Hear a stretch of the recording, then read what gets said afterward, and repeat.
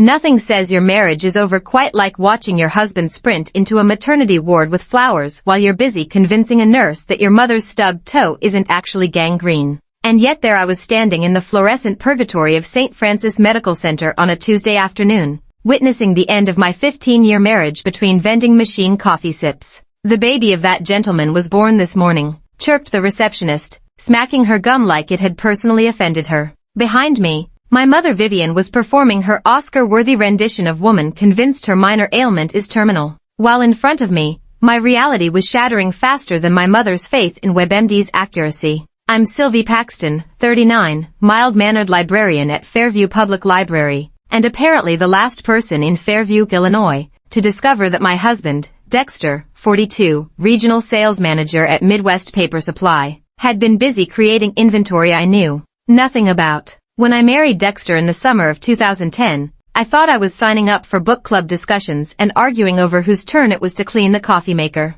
not standing frozen in a hospital hallway, watching him parade around with a teddy bear that cost more than he'd ever spent on my birthday gifts. The teddy bear was wearing a Daddy's Little Princess t-shirt, subtle as a tornado in a trailer park. My mother chose that exact moment to escalate her performance. "Sylvie, tell them my toe is turning black." "Black? That's the first sign of death approaching, Mom. It's a bruise from dropping your Kindle on it," I replied without taking my eyes off Dexter, who was now accepting congratulatory handshakes from a doctor. A doctor like he'd done any of the work. Vivian Baker, 67, retired drama teacher, both professionally and personally, had moved in with us temporarily after her divorce 5 years ago. That temporary situation had outlasted 3 presidential administrations and my patience. Today's emergency was her 3rd this month, following the suspicious mole, chocolate, and the heart attack, heartburn from her secret midnight hot pocket. "Are you sure that's your husband?" asked the receptionist, leaning forward to get a better look at my personal Greek tragedy unfolding in the maternity ward corridor.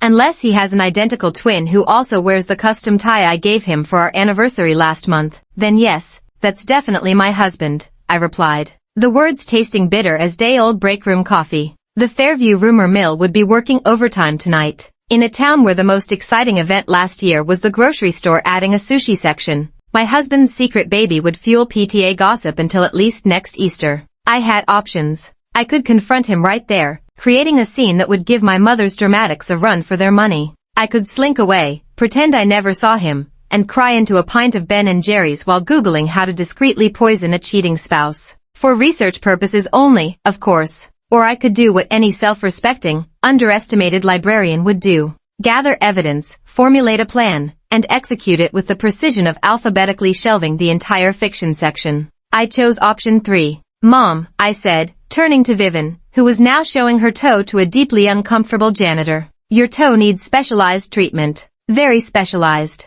Let's go to the urgent care center across town." "But we just got here," she protested, clutching her purse like I'd suggested abandoning a child. "Trust me," I said, guiding her toward the exit while snapping a quick photo of Dexter and his baby gift. "I have a feeling the medical care will be much better elsewhere." Vivian grumbled all the way to the car about healthcare these days and how in my time doctors actually cared about gangrene. I nodded absently, my mind calculating faster than a Costco cashier on Black Friday. Dexter had been working late a lot over the past couple of years. His business trips to Springfield had increased. He'd been secretive with his phone. Classic cheating behavior that I'd willfully ignored because after 15 years, complacency had become our 3rd roommate. As I drove to the urgent care center, which actually was better than the overloaded ER for my mother's imaginary emergency, I mentally reviewed our joint accounts, the deed to our house, and the evidence I would need to ensure Dexter's life imploded as spectacularly as he deserved. "You're smiling weirdly," Vivian observed, momentarily distracted from her toe crisis.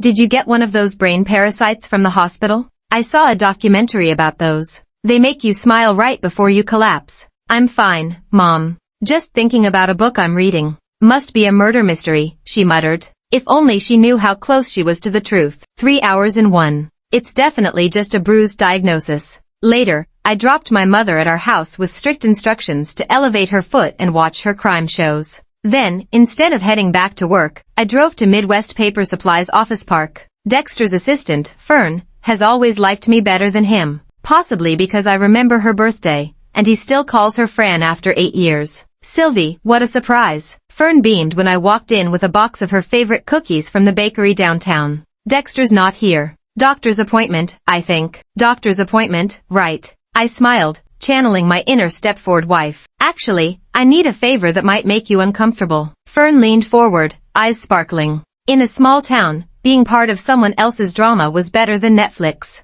I'm listening. By the time I left Midwest Paper Supply 15 minutes later, I had copies of Dexter's calendar for the past year, his expense reports, and most importantly, the Springfield client addresses he'd been visiting so regularly. Except there was no Springfield client. According to Fern, who was delighted to blow up my husband's spot, Dexter had been logging mileage to Springfield, but the company's only Illinois clients were in Chicago and Peoria. The pieces were falling into place faster than my mother falls into conspiracy theories. My husband had a baby with another woman. That woman lived in Springfield, approximately 97 m from our Fairview home. And in 3 days, Dexter and I were scheduled to host our annual anniversary dinner where his parents, my friends, and half the neighborhood would gather in our backyard to celebrate our perfect marriage. Perfect timing for what I had in mind. I stopped at the library, told my boss I needed personal time, and drove home to start planning what would soon be known throughout Fairview as the event that made Karen from book club spit out her Chardonnay.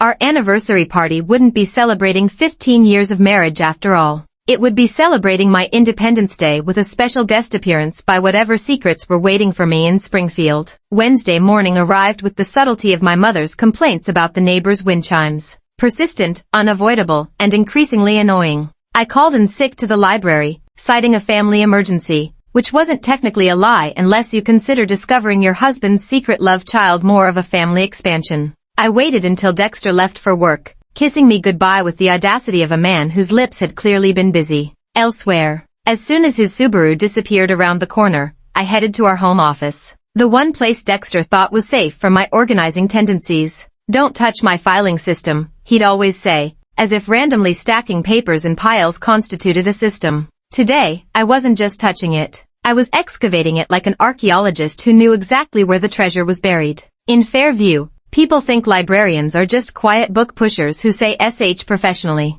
What they don't realize is we're actually information specialists who can find anything. After 17 years at Fairview Public Library, I could locate a needle in a haystack, a particular comma in War and Peace, and apparently evidence of my husband's double life in under an hour. The credit card statements were illuminating. Monthly charges at Little Sprouts Boutique in Springfield. Regular visits to Mommy and Me Wellness Center. A sizable purchase at Forever Memories Photography Studio 3 months ago. Dexter hadn't just been having an affair. He'd been building a parallel family like it was a DIY project from Home Depot. My mother chose that moment to appear in the doorway, leaning dramatically on her new cane, a purchase she'd insisted on, despite the doctor's assurance that her toe was perfectly fine. What are you doing home? Are you sick? Is it contagious? I have a very delicate immune system, you know, Vivian said, keeping a strategic distance. Just looking for some documents, I replied, not looking up from the pile of receipts I'd found in Dexter's golf expenses folder. Funny how Springfield's finest golf course appeared to be a maternity store. You have that look? She said suspiciously. What look? The same look you had when you were 10 and found out your father was taking his secretary to Hawaii.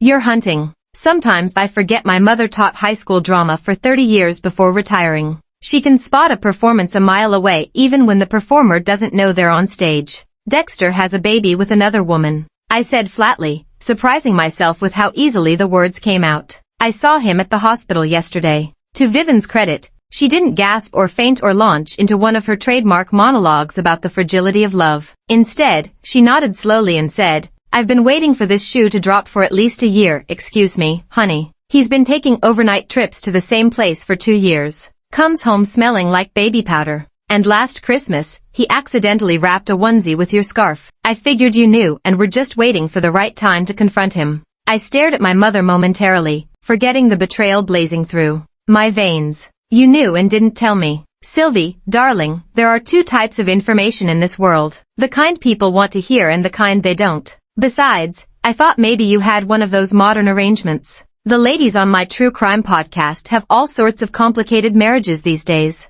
Before I could process the fact that my mother thought I was in some sort of polyamorous relationship with a baby mama in Springfield, my phone pinged with a text from Fern. Found the woman. Her name is Maren Wilson. Works at Springfield Community Hospital as a nurse. Address attached. Also, Dexter just called in sick for tomorrow. Said he has food poisoning. Want me to poison his actual food? I know people. I made a mental note to give Fern a substantial gift card this Christmas. Mom, I need you to cover for me tomorrow. If Dexter asks, tell him I had to handle an emergency cataloging crisis at the library. Vivian brightened, always eager for a role. What kind of emergency? Should I wear something specific? Do you want me to cry when I tell him, or should I be stoic? Just tell him I'll be back late and not to wait up. No costume necessary. The drive to Springfield the next morning gave me plenty of time to rehearse confrontations in my head, each version ending with me delivering a devastating one-liner before walking away in slow motion while Dexter's world exploded behind me. Reality, as usual, had other plans. Springfield Community Hospital was smaller than St. Francis with a cheerful yellow lobby that felt inappropriately sunny for the nuclear bomb I was about to detonate. At the reception desk, I channeled my inner Karen. I need to speak with Maren Wilson immediately. It's a family emergency. The receptionist, whose name tag read Joy in Comic Sans, which felt like a personal attack, frowned slightly. Maren's with a patient. Can I take a message? Tell her it's about Dexter Paxton and their baby. I'm sure she'll want to hear what I have to say. Joy's eyes widened to the size of the novelty coffee mug sold at our library fundraisers. I'll page her right away. 15 excruciating minutes later, a petite woman with copper hair and freckles approached cautiously, still wearing scrubs with tiny teddy bears on them. She looked like she belonged on a greeting card, not in the center of my marital apocalypse. Are you here about Dexter? She asked, her voice soft, but not fearful. I'm Sylvie, his wife. To my surprise, Maren didn't gasp or run or dissolve into tears. Instead, she nodded slowly, as if confirming something she'd long suspected. I thought this might happen eventually. I'm actually glad it has, she said, gesturing toward a small courtyard. Can we talk outside? As we sat on a bench under a sad-looking maple tree, Maren revealed that she'd met Dexter 3 years ago at a medical supplies conference. He told her he was divorced. His ex-wife, a controlling librarian who had taken everything in the settlement. He said you wouldn't even let him have visitation with the dog, Maren said, twisting a tissue between her fingers. We've never had a dog. Dexter's allergic, I replied. The absurdity of his lies almost impressive in their creativity. As Maren continued talking, a portrait emerged of a man I barely recognized. One who spent weekends playing devoted father to their 8-month-old daughter, Ellie, who had a nursery in Maren's modest ranch house, who had promised marriage once his financial situation stabilized. He was here yesterday for Ellie's checkup, she explained. He always brings that ridiculous bear. The nurses call him Teddy Dad behind his back. I should have felt rage, but instead a strange calm settled over me. The kind that comes when puzzle pieces finally click into place. Dexter hadn't just betrayed me. He'd created an entire fictional autobiography to betray her, too. Does he know you're here? Maren asked, her green eyes searching mine for clues about what came next. No, and he won't know until tomorrow night when we're hosting our 15th anniversary party with 40 of our closest friends, his parents, and my boss. Something shifted in Maren's expression, a hardening, a recognition of shared wounds. What exactly did you have in mind? She asked. By the time I left Springfield that afternoon, Maren and I had formed the kind of alliance that could only be forged in the fire of spectacular betrayal. As I drove home, rehearsing what I would say to Dexter when he returned from his food poisoning day trip to visit his secret family, I realized something unexpected. The pain I'd anticipated feeling had been replaced by something far more useful. Cold, calculating clarity. Our anniversary party had just gotten a lot more interesting, and the guest list had expanded by 2. Friday dawned with the promise of justice served colder than the potato salad at a Fairview community picnic. I greeted Dexter with the same manufactured smile I use for patrons who return books with coffee stains, pretending everything was normal, while he pretended he hadn't spent yesterday playing Father Knows Best in Springfield. Feeling better? I asked as he shuffled into the kitchen, performing his recovering from food poisoning routine with all the authenticity of a gas station Rolex. Much better, he replied, pouring coffee into his world's greatest husband mug, an irony so thick you could spread it on toast. Though I should probably take it easy today. Those shrimp must have been bad. Interesting choice considering we hadn't eaten shrimp in 3 months. I made a mental note to add this to what I now called my Exhibit A collection. Good idea. Rest up for our big celebration tonight, I said, buttering my toast with unnecessary precision. 15 years is a milestone worth celebrating properly. Dexter's smile flickered like a dying light bulb. About tonight. I was thinking maybe we should keep it small this year. Just family. I'm still not feeling 100%. Too late, Dexter. The wheels were already in motion, rolling directly toward the cliff I'd built specially for his reputation. Absolutely not, I replied, channeling my mother's flair for drama. Your parents are driving in from Milwaukee. My boss is coming. Fern has been talking about her new dress for weeks. The caterers are already prepping. The show must go on. Dexter nodded, defeated by the social obligation armor I'd wrapped around our party. In Fairview, canceling a large event last minute was only acceptable for hospital visits or funeral arrangements,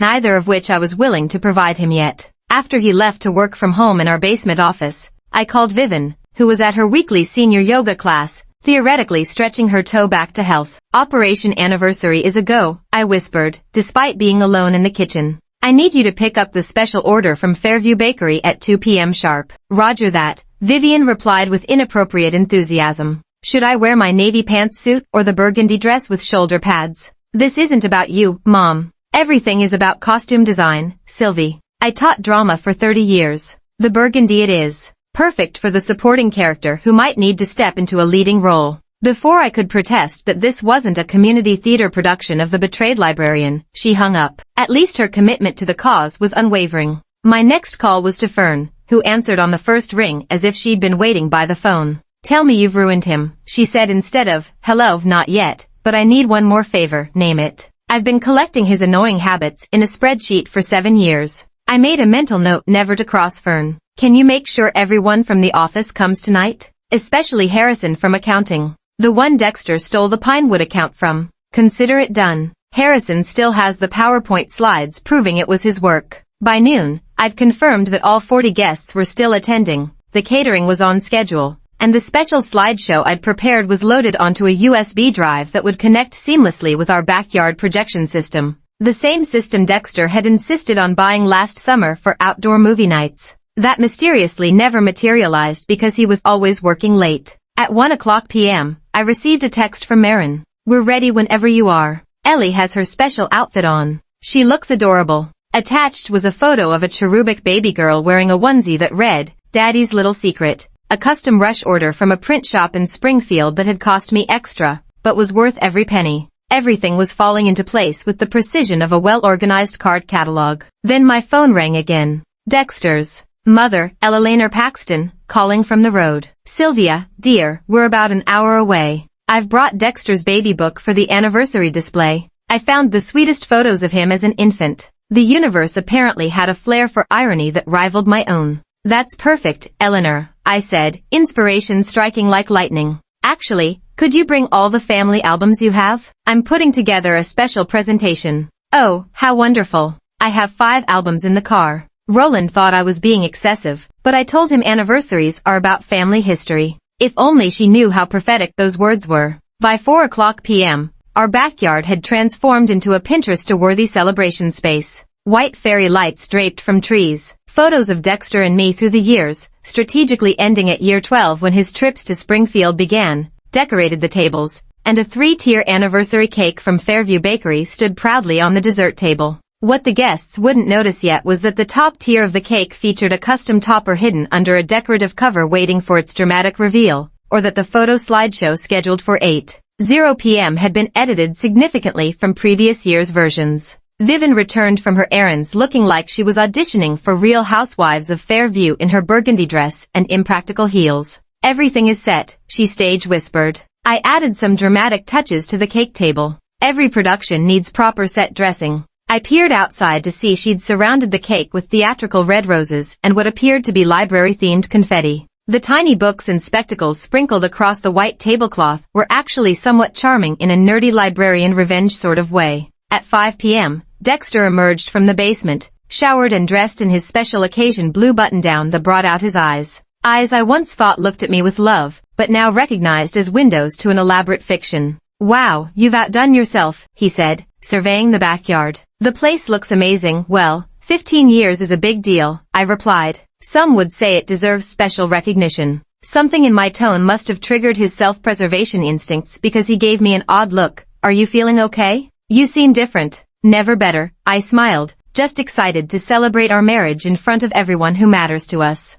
At 6 p.m., the first guests arrived, my coworkers from the library bearing wine and well wishes. By 6:30, the backyard was filling nicely with Dexter's parents holding court near the drinks table, telling anyone who would listen about how they knew from the start that Dexter and I were perfect for each other. At 6:45, Fern arrived with 6 colleagues from Midwest Paper Supply, including Harrison from accounting, who made a beeline for Dexter with the intensity of a man on a mission. At 7 p.m., I checked my phone to find another text from Marin. Parked down the street as discussed, waiting for your signal, everything was proceeding according to plan. The pieces moving across the board with the inevitability of a well-played chess match. Dexter, for his part, seemed increasingly nervous, checking his phone frequently and casting suspicious glances in my direction. At 7:30, as the golden hour cast a deceptively romantic glow over our gathering, I clinked my glass to get everyone's attention. Thank you all for coming to celebrate 15 years of marriage. I began watching Dexter's face carefully. Before we cut the cake and start the slideshow,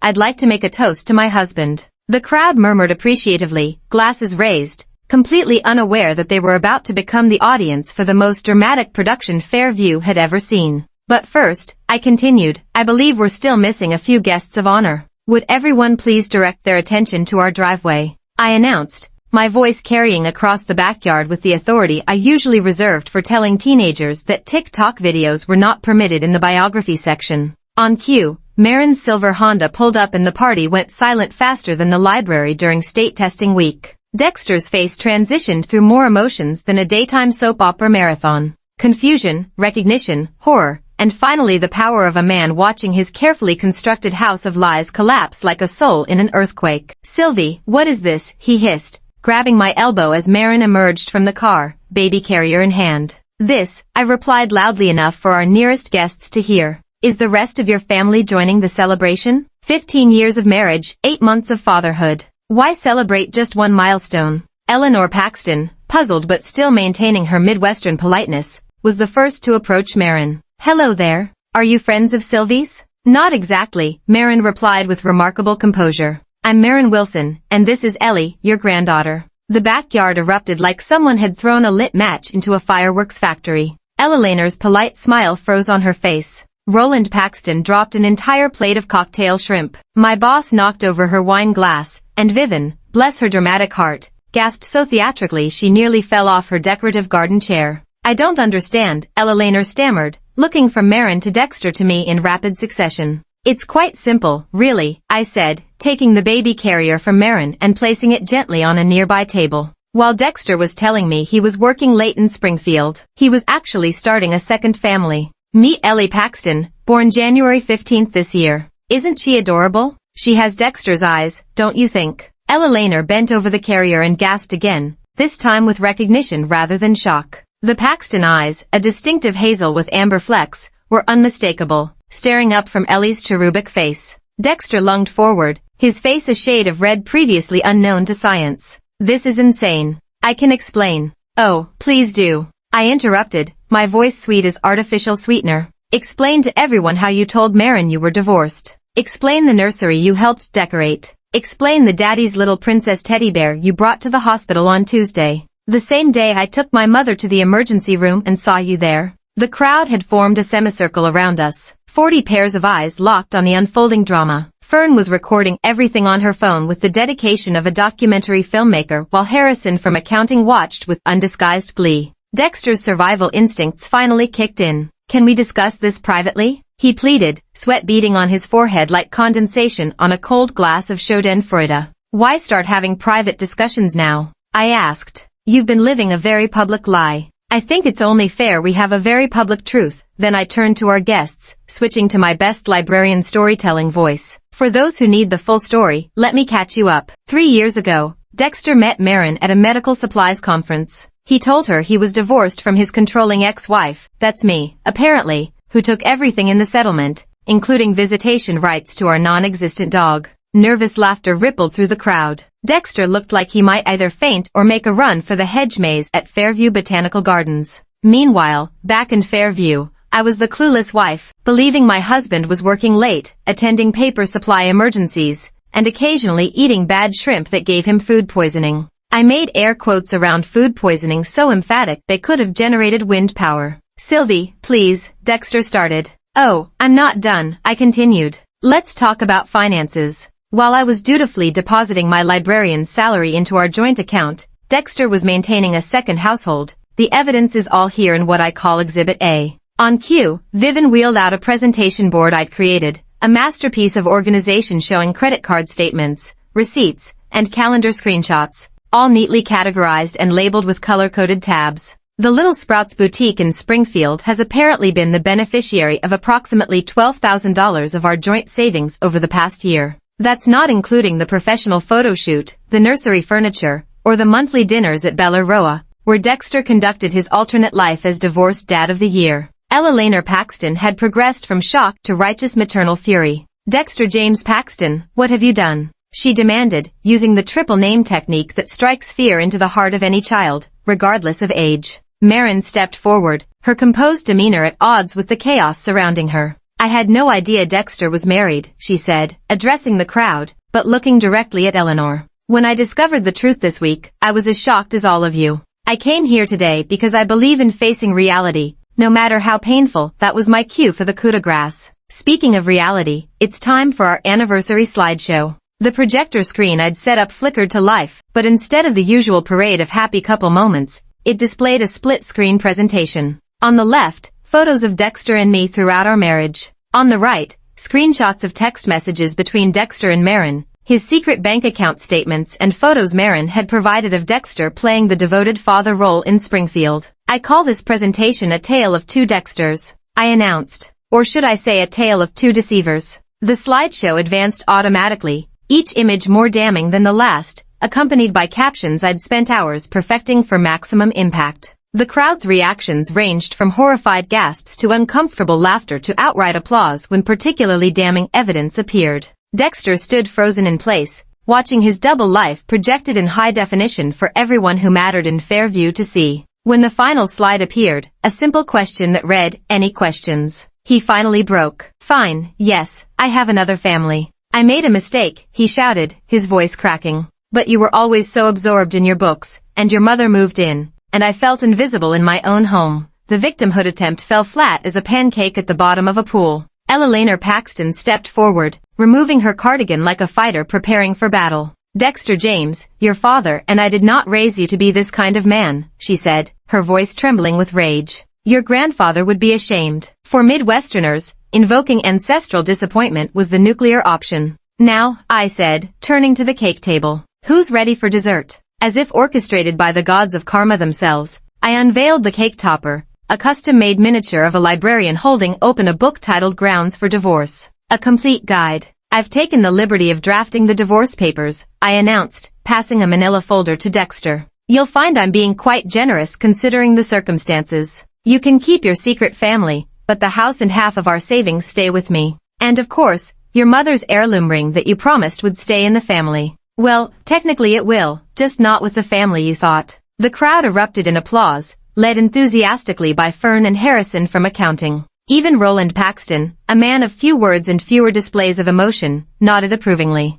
Dexter, defeated and deflated, looked around at the faces of friends, colleagues, and family, all witnesses to his spectacular downfall, and did the only thing left to do. He signed the papers right there on the anniversary cake table using the commemorative pen we'd received as a wedding gift from the Fairview Library Board. 3 months after what Fairview now refers to as the Librarian's Revenge, or as the High School Drama Club calls it in their unauthorized reenactment, How to Catalog a Catastrophe. Life has settled into a new normal that's surprisingly comfortable. Like breaking insensible shoes or finally admitting that skinny jeans were never your friend. Dexter moved to Springfield permanently, though permanently might be optimistic since Marin kicked him out after discovering he'd been skimming money from their joint account to gamble online. Last I heard, he's living in a studio apartment above Jimbo's sports bar and telling anyone who listened that he's the victim of female conspiracy. The conspiracy apparently includes the judge who ordered him to pay both child support and alimony, the bank that froze his accounts after finding evidence of fraud,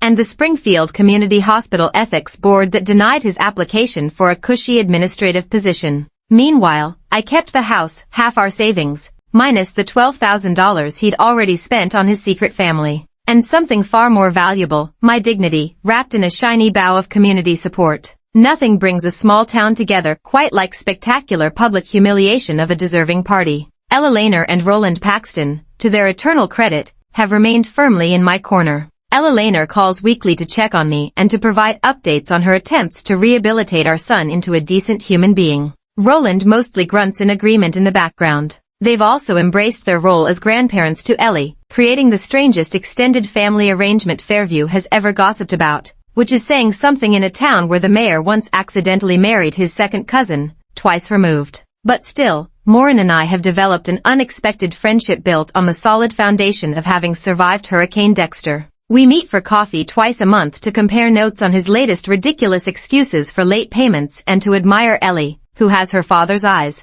but thankfully seems to have inherited her mother's moral compass. I've become something of an honorary aunt, sending age-appropriate books with feminist themes and college fund contributions on major holidays. As for my mother, Vivian has finally found her true calling, regaling her senior yoga group with increasingly elaborate versions of the librarian's revenge. In her latest telling, I apparently rappelled from the roof to make my entrance and had hired a choir to sing a custom ballad about infidelity set to the tune of the Star-Spangled Banner. She's never let facts get in the way of a good performance. The most surprising development came 6 weeks after the party when Harrison from accounting asked me to dinner. Turns out watching someone systematically dismantle a lying spouse with the precision of a surgical strike is his love language. We're taking things slow, but he appreciates my organizational skills and hasn't once claimed to have food poisoning when he actually has plans with another woman. So, the bar is admittedly on the floor, but he's clearing it nicely. Fern, now promoted to office manager after exposing multiple accounting irregularities in Dexter's expense reports, sends me a fruit basket every month with cards saying things like, "Thanks for the career boost,"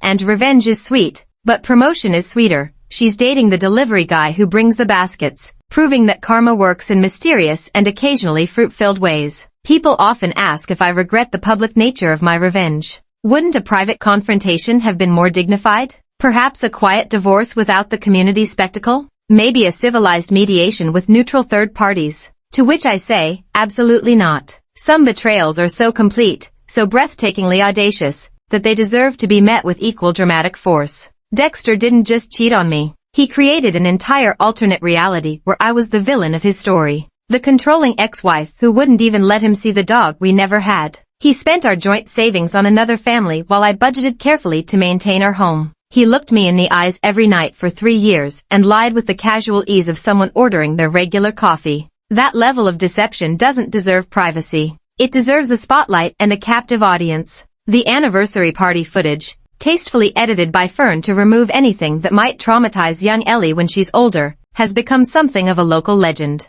The Fairview Library now hosts a monthly Truth and Consequences book club where we discuss literature about betrayal and resilience while drinking wine and occasionally burning symbolic items in a fire pit behind the reference section with proper fire safety measures in place. Of course, I'm still a librarian at heart. If there's a moral to this story, besides the obvious, don't start a secret family if your wife knows how to create devastatingly effective presentation boards, it's this. Librarians spend their professional lives organizing information, finding connections between seemingly unrelated facts and presenting complex material in accessible formats. Cross us at your peril. As for me, I've learned that life doesn't always follow a neat narrative arc with properly cataloged chapters. Sometimes there are unexpected plot twists, unreliable narrators, and sequels you never anticipated. But with the right research skills and a well-executed revenge plan, you can always edit your own story and start a new edition. Just make sure to keep the receipts, both metaphorically and literally.